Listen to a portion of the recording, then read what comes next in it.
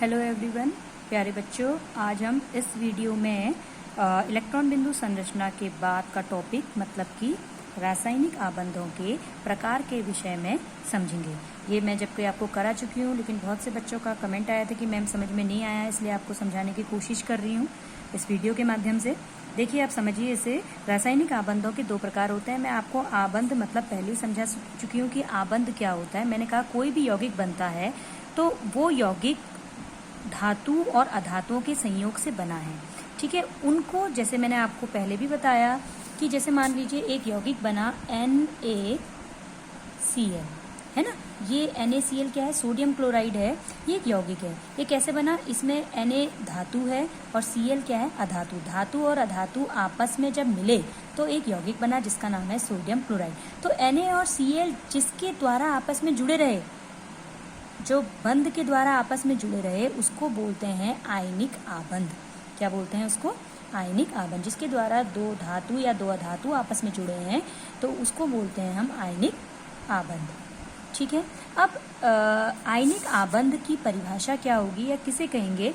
तो देखिए, यहाँ पे लिख रखा है कि आयनिक आबंध एक परमाणु से दूसरे परमाणु को इलेक्ट्रॉनों के हस्तांतरण द्वारा बनते हैं।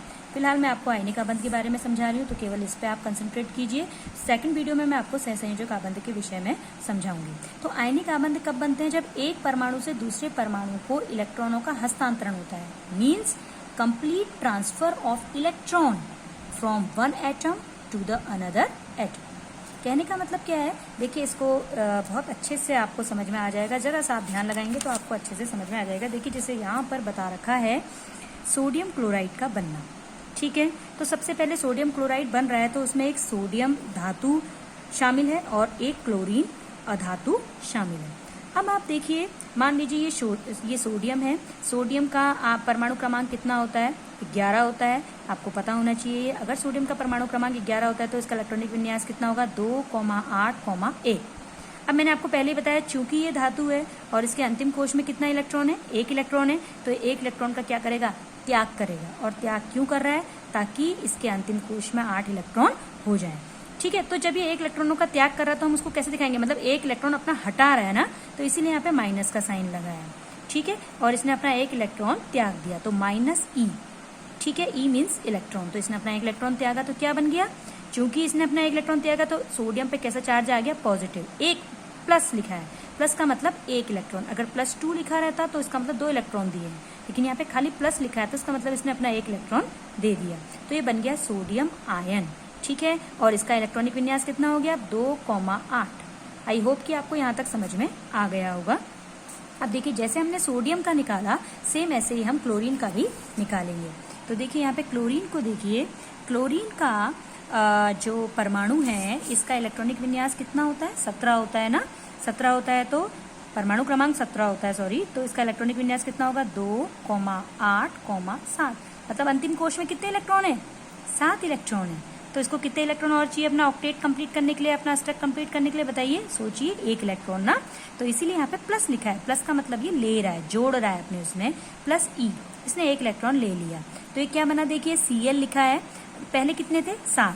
इसने 1 इलेक्ट्रॉन ले लिया तो ये कितने हो जाएंगे? बिंदु। जो ये बिंदु दर्शा रहे हैं इलेक्ट्रॉन है, अंतिम कोश के इलेक्ट्रॉन दिखा रहे हैं। ठीक है, तो देखिए, गिनिए। 1 2 3 4 5 6 7 8। कितने इलेक्ट्रॉन हो गए? 8 इलेक्ट्रॉन हो गए। ठीक है, तो ये बन गया क्लोराइड आयन। 2,8,8। 8 क्यों लिखा आप? क्योंकि पहले 7 थे, इसने 1 इलेक्ट्रॉन ले लिया तो ये बन गया 2,8,8।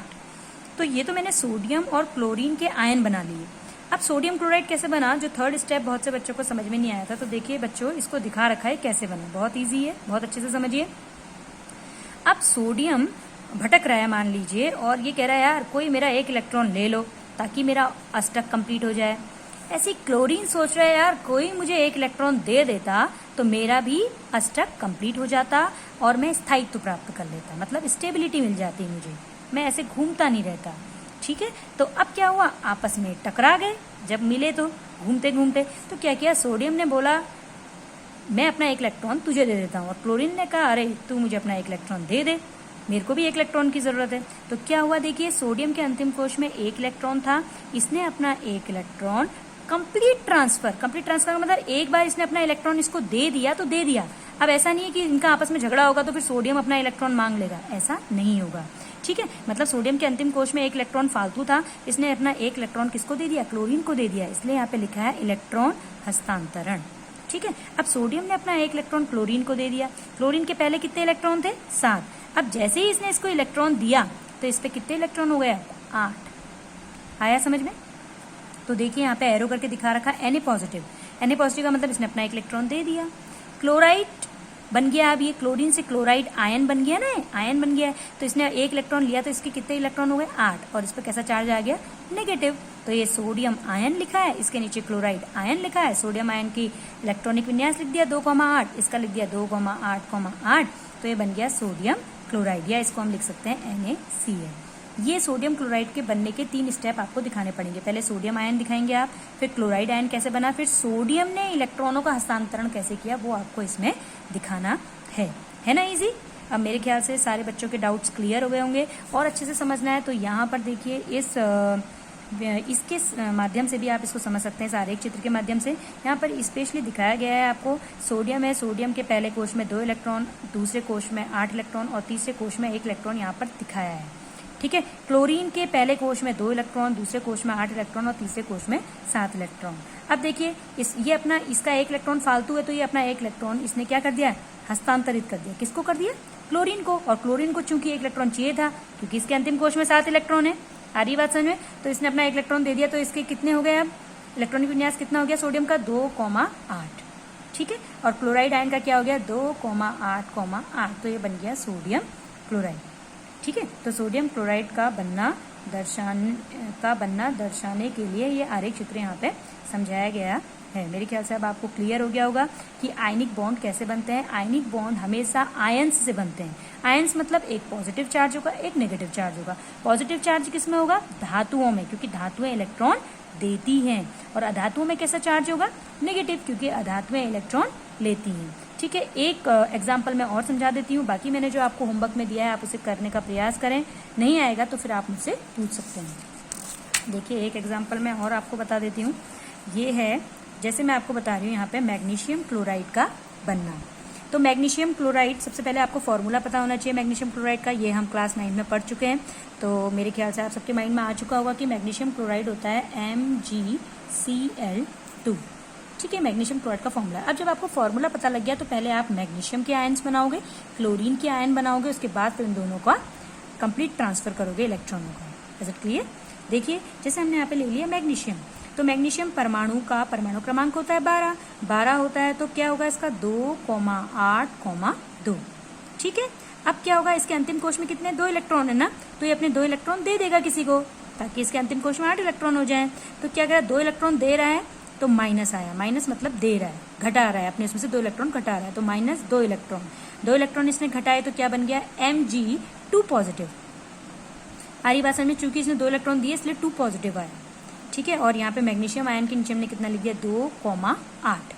ठीक है प्यारे बच्चों, अब देखिए यहाँ पर हम आपको दिखाएंगे क्लोरीन।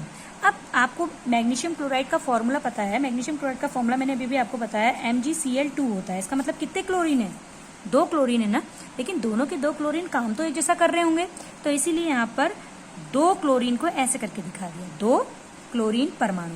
अगर आपको ऐसे नहीं समझ में आ रहा तो आप एक बार क्लोरीन लीजिए, फिर दोबारा क्लोरीन लीजिए, तो 2 बार आपको वो काम करना पड़ेगा, इसलिए यहाँ पर हमने 2 क्लोरीन साथ साथ ले लिए। अब देखिए क्लोरीन के अंतिम कोश में कितने इलेक्ट्रॉन है, 7 इलेक्ट्रॉन है ना, तो ये क्या करेगा, 1 इलेक्ट्रॉन किसी से लेगा, तो 1 क्लोरीन तो 1 इलेक्ट्रॉन लेगा, लेकिन यहाँ पर कितने इलेक्ट्रॉन क्लोरीन है, 2, तो 2 क्लोरीन के लिए यहाँ पे मैंने 2 इलेक्ट्रॉन लिखा। आ रही है बात समझ में?